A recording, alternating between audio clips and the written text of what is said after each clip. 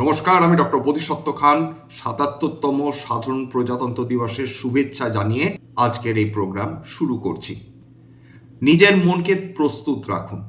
আজকে সোমবার, মার্কেট বন্ধ ছিল, বিদেশি মার্কেটগুলো খোলা, কিন্তু কাল থেকে আমাদের মন শক্ত রাখতে হবে। তার কারণ মার্কেটে ভোলেটিলিটি বৃদ্ধি পাওয়ার সম্ভাবনা প্রবল রয়েছে। ১ ফেব্রুয়ারি আমাদের কেন্দ্রীয় বাজেট আসতে চলেছে।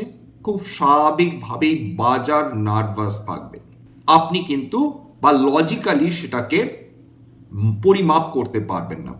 আমাদের আশা, সাধারণ মানুষের আশা, যদি কিছু ট্যাক্স রিলিফ পাওয়া যায়। আশঙ্কা থাকছে যদি বাজেট আমাদের মনের মতো না হয়, সেক্ষেত্রে বাজার কিভাবে রিয়্যাক্ট করবে। বিগত ১৫ বছরের একটা ডেটা দেব, সেখানে বুঝতে পারবেন যে বাজেটের দিন বিগত ১৫ বছরের মধ্যে ১০ বছরই কিন্তু মার্কেট নেগেটিভলি রিয়্যাক্ট করেছে। পজিটিভ রিয়াকশন ছিল ২০১৭ সালে ১.৭% উত্থান দেখেছিল এবং ২০২১ সালে ৩.৮% উত্থান দেখেছিল নিফটি। নেগেটিভলি রিয়্যাক্ট করেছে যে বছরগুলো, সেটা হচ্ছে ২০২০ ২.৩২% পতন দেখেছিল মার্কেট, ২০১৯ ১.২৮% পতন দেখেছিল, ২০২৩ ১%-এর কাছাকাছি পতন দেখেছিল এবং অবশ্য বহুদিন আগে ২০১৩ ২.৪২% বাজেটের দিন কিন্তু মার্কেট পতন দেখেছিল। আমেরিকার কেন্দ্রীয় ব্যাংক তাদের এফওএমসি মিটিং ২৭ এবং ২৮ জানুয়ারি তারা করতে চলেছে। সেখানে সিদ্ধান্ত হবে যে আমেরিকার কেন্দ্রীয় ব্যাংক তারা ফার্দার ইন্টারেস্ট রেট কমাবে কি কমাবে না। যদি ইন্টারেস্ট রেট কমায়, সেক্ষেত্রে বিভিন্ন অ্যাসেট যেমন কমোডিটি, সোনা বা রূপো, বা অনেক বেশি ভোলাটাইল বা রিস্কি অ্যাসেট যেমন ক্রিপ্টো, সেখানে একটা র্যালি দেখার সম্ভাবনা তৈরি হয়। যদি না হয়, সেক্ষেত্রে আমেরিকার শেয়ার মার্কেট নেগেটিভলি রিয়্যাক্ট করতে পারে, কারণ আমেরিকার বাজারে লাগাতার পতন হতে থাকলে তার সরাসরি ক্যাসকেডিং এফেক্ট আসে বিশ্বের বিভিন্ন মার্কেটে। জিওপলিটিক্যাল টেনশন আপেক্ষিকভাবে কমেছে, এটা সত্য। আমেরিকা বা ইসরায়েল এখনো ইরানকে আক্রমণ করেনি, কিন্তু ভেতরে ভেতরে কি হচ্ছে আমরা কেউ জানি না। হঠাৎ করে অকস্মাৎ যদি আক্রমণ হয়, তার দারুণ বিরূপ প্রভাব পড়তে পারে ক্রুড অয়েলের ওপর, কারণ স্ট্রেট অফ হরমুজ দিয়ে বিশ্বের মোট ট্রেডেবল অয়েলের ২০% কিন্তু সেখান দিয়ে পাস করে। ইরান একদম সরাসরি বলে দিয়েছে, যদি আমাদের উপর আক্রমণ হয়, আমরা কোনো দেশে তেল সরবরাহকারী জাহাজগুলোকে ছাড়বো না, তাদের উপর অ্যাটাক করব। গোল্ড এবং সিলভার প্রাইসেস, বিগতকাল আলোচনা করেছিলাম যে হঠাৎ করে সোনা এবং রূপো যদি বিনিয়োগকারীদের হতাশ করে, যদি ক্র্যাশ করে, তাহলে বিনিয়োগকারীরা কোথায় যাবেন? কারণ এর আগে ইতিহাস বলে যে সিলভার খুব দ্রুত ক্র্যাশ করেছে, সোনার দাম একটা পিরিয়ড অফ টাইম ২-৩-৪ বছর ধরে প্র্যাকটিক্যালি কিচ্ছু করেনি, স্ট্যাগনেন্ট ছিল।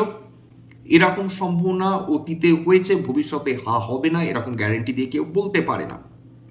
তবে আজকে সোনা এবং রূপো, যদিও ভারতীয় শেয়ার বাজার বন্ধ রয়েছে, কিন্তু বিশ্ব বাজার তো বন্ধ নেই। আজকে সোনার দাম যদি ডলার টার্মসে দেখেন, ৫,০০০ তো ক্রস করেইছে, ৫,০৯২-তে পৌঁছে গিয়েছে। রূপো বৃদ্ধি পেয়েছে ৬.২৪%, আজকের ১০৯.৩৫ ডলারে ট্রেড করছিল রূপো, আজকেরও সর্বকালীন রেকর্ড ভেঙে দিল। প্রাকৃতিক গ্যাস ১৬.৭২% বৃদ্ধি পেয়েছে। হঠাৎ করে প্রাকৃতিক গ্যাসের দাম এইভাবে কেন বাড়ছে? কপারের দাম বাড়ছে, তার কারণ চিলিতে যে কপার খনি রয়েছে, সেখানে শ্রমিকরা তারা বন্ধ ডেকেছেন, তারা কাজ করছেন না, খনি থেকে কপার উত্তোলন বন্ধ রয়েছে। আজকের যদিও ভীষণ ফ্ল্যাট ট্রেড করছিল। তাহলে আমাদের ফোকাস কি করতে হবে? ভোলেটিলিটি বাড়ছে কিনা।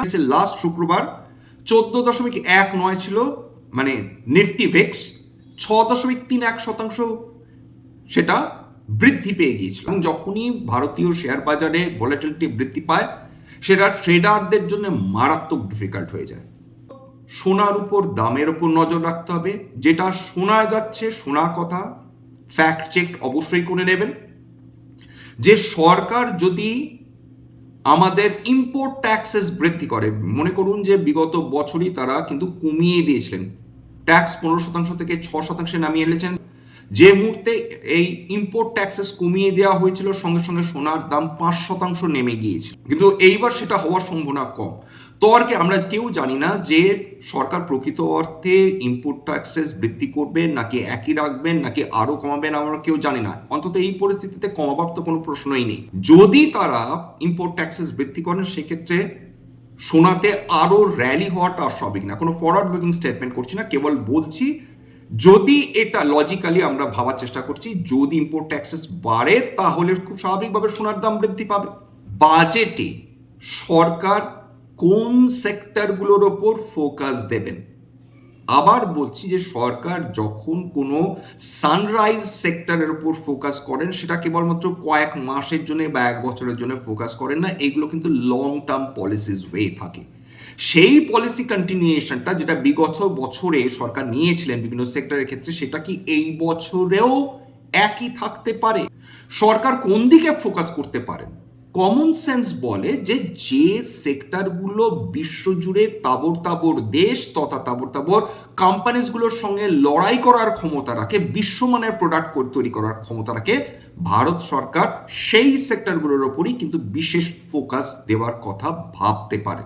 তার মধ্যে খুব স্বাভাবিকভাবে ইলেকট্রিক ভেহিকলস রয়েছে, ইলেকট্রিক ব্যাটারিজ রয়েছে, রিনিউয়েবল এনার্জি রয়েছে, সেমিকন্ডাক্টরস রয়েছে, ডেটা সেন্টার্স রয়েছে, রেলওয়েজ রয়েছে। আপনারা নিশ্চয় খেয়াল করে দেখছেন যে সরকারের স্পেশাল ফোকাস কিন্তু ইনফ্রাস্ট্রাকচার ডেভেলপমেন্টের জন্য, ফিজিক্যাল ইনফ্রাস্ট্রাকচার। কিন্তু এই যে ফিজিক্যাল ইনফ্রাস্ট্রাকচার ডেভেলপমেন্ট, এর উপর কেন এমফাসিস দেওয়া? তার কারণ যে কোনো ডেভেলপড দেশ বা কোনো অর্থনীতি যদি ডেভেলপড হয়ে ওঠার পথে যাত্রা শুরু করে, প্রথম কাজ হচ্ছে দুর্দান্ত বিশ্বমানের ইনফ্রাস্ট্রাকচার ডেভেলপমেন্ট। তার মধ্যে রেলওয়েজ একটা ইন্টেগ্রাল পার্ট। যত আমাদের দেশে ওয়ার্ল্ড ক্লাস রেলওয়ে সিস্টেম তৈরি হবে, তত আমাদের এই যে movement of goods from the site of production থেকে, যেখান থেকে এক্সপোর্টস হবে, অর্থাৎ যেটা বিদেশে যাবে, সেইখানে যেন ট্রানজিশনটা ভীষণ স্মুথ হয়। দেখুন, কর্পোরেট আর্নিংস সমস্ত যদি বাদ দিই, ম্যাক্রো ইকোনমিক ফ্যাক্টরস যদি বাদ দিই, জিওপলিটিক্যাল টেনশন যদি বাদ দিই, সমস্ত কিছু যদি বাদ দিই, যেটা একটি কোম্পানির পক্ষে সবচেয়ে গুরুত্বপূর্ণ, যে তার টপ লাইন এবং বটম লাইন অর্থাৎ রেভিনিউ এবং প্রফিট, সেটা ইমপ্রুভ করছে কিনা, সেটা বৃদ্ধি পাচ্ছে কিনা। কোনো মানুষ বা বাঙালি বিনিয়োগকারী কেন একটি কোম্পানিতে বিনিয়োগ করবেন? সেই কোম্পানিতেই তো বিনিয়োগ করবেন বা এই আশাতেই তো বিনিয়োগ করবেন যে কোম্পানিটা কোয়ার্টার আফটার কোয়ার্টার তারা প্রফিট বৃদ্ধি করছে বা কোয়ার্টার আফটার কোয়ার্টার তারা সেলস বৃদ্ধি করবে। এমনটি যদি না হয়, সেক্ষেত্রে খুব স্বাভাবিকভাবে কর্পোরেট আর্নিংস যদি ইমপ্রুভ না করে, কর্পোরেট আর্নিংস যদি সিগনিফিক্যান্ট রেটে গ্রো না করে, সেক্ষেত্রে কিন্তু বিনিয়োগকারীরা হতাশ হবে। বিগত কয়েক সপ্তাহ ধরে আমরা বিভিন্ন কর্পোরেট আর্নিংস যেগুলো দেখছি, সেগুলো সিঙ্গল ডিজিট গ্রোথ হচ্ছে, সেগুলো কোনোভাবে স্টুপেন্ডাস গ্রোথের কথা কিন্তু বলছে না। এটা কিন্তু কজ অফ কনসার্ন। যতক্ষণ না কর্পোরেট আর্নিংস সিগনিফিকেন্টলি ইমপ্রুভ করবে, ততক্ষণ শেয়ার বাজার কিভাবে পজিটিভলি রিয়্যাক্ট করতে পারে, সেটা বিশ্বের যে কোনো শেয়ার বাজারের ক্ষেত্রেই সত্যি।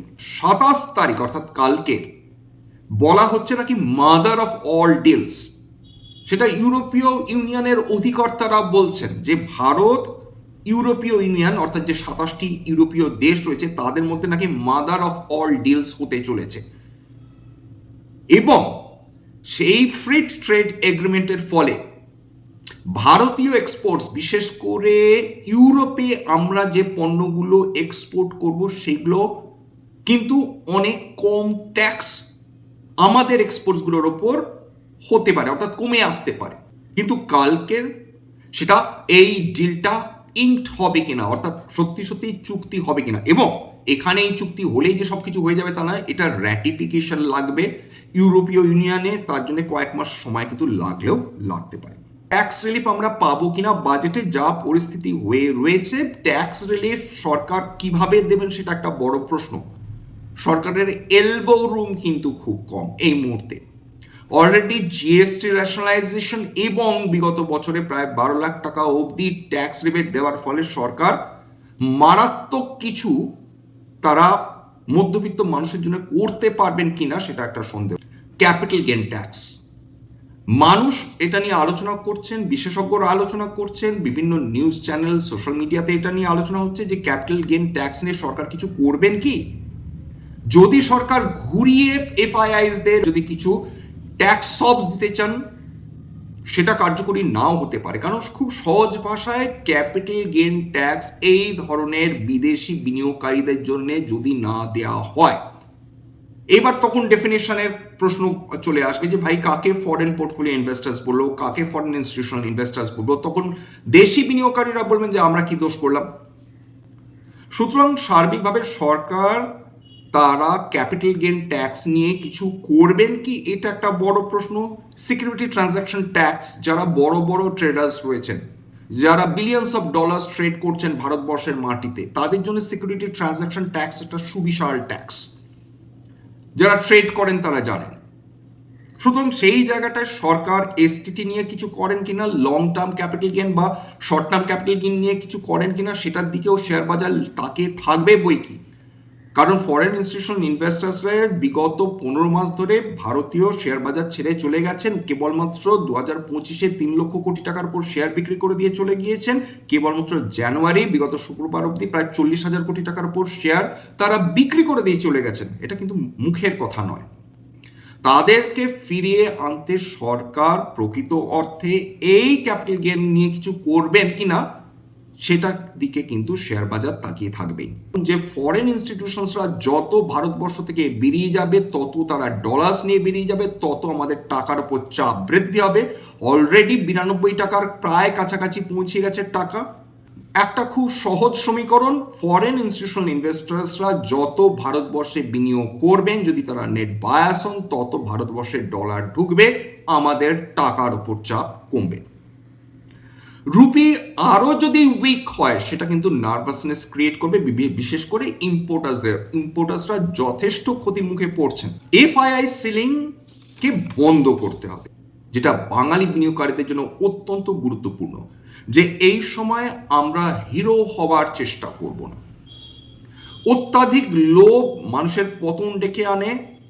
শর্ট টার্ম প্রফিট করার জন্যে এমন কোনো রিস্ক নেওয়ার চেষ্টা করব না যার ফলে আমাদের মূল ক্যাপিটাল, ইনভেস্টেড ক্যাপিটালই ধ্বংসের মুখে পড়ে যায়। এই সময়টা শান্ত থাকার সময় সবাইকে এটা বুঝতে হবে। সব ঝড় একদিন থেমে যায় এবং বাজেট রিলেটেড যে ভোলাটিলিটি থাকে সেটাও বাজেটের 1 সপ্তাহ আগে বা বাজেটের 1 সপ্তাহ পর অবধি কন্টিনিউ করে। আমাদের এখন একটাই লক্ষ্য যে শান্ত হয়ে সাইডলাইন্সে বসে গোটা ব্যাপারটাকে বোঝা। স্ট্যান্ডার্ড ডিসক্লোজার, অর্থাৎ কোনো স্পেসিফিক স্টক নিয়ে যেহেতু আলোচনা করিনি, সেহেতু আলাদাভাবে কোনো ডিসক্লোজারের জায়গা নেই। ডিসক্লেমার, এটা কেবলমাত্র একটা এডুকেশনাল চ্যানেল, বাঙালি বিনিয়োগকারীদের ইনভেস্টার অ্যাওয়ারনেস বৃদ্ধির জন্য। এখানে কোনো ধরনের কোনো শেয়ারের buy sell recommendation, suggestion, advice এমনকি ইনফ্লুয়েন্স করার প্রচেষ্টা নেই। আমার কথা শুনে যদি কোনো শেয়ারে বা কোনো অ্যাসেটে বিনিয়োগ করার চেষ্টা করেন তাহলে কিন্তু বিপদের মুখে পড়তে পারেন। সবসময় একজন সেবি রেজিস্টার্ড ইনভেস্টমেন্ট অ্যাডভাইসারের পরামর্শ নেওয়ার চেষ্টা করবেন বা নিজে ডিউ ডিলিজেন্স করবেন।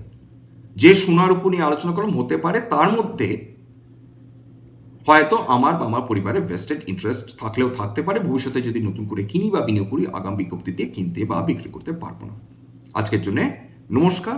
এবং সবশেষে যেটা বলি, যদি এই ধরনের এপিসোড সত্যি মনে হয় আমার বাঙালি ভাই বোনদের জীবনে একটুখানি ভ্যালু অ্যাড করতে সক্ষম হচ্ছে, প্লিজ একটা লাইক দেবেন, প্লিজ সাবস্ক্রাইব করবেন। এবং যদি সত্যি মনে হয় আমার বাঙালি ভাই বোনদের জীবনে একটুখানি ভ্যালু অ্যাড করতে পেরেছি, প্লিজ নিজের গ্রুপে শেয়ার করে দেওয়ার চেষ্টা করবেন। নমস্কার।